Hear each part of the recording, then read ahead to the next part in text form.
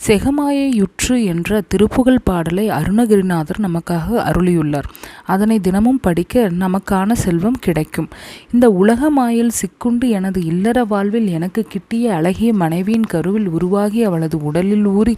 10 மாதம் கர்ப்பத்தில் வளர்ந்து நல்ல வடிவோடு கூடி பூமியில் நன்கு தோன்றிய குழந்தை செல்வமாக நீ எங்களுக்கு பிறந்து குழந்தை பாசத்தினால் நான் உன்னை உச்சிமூந்து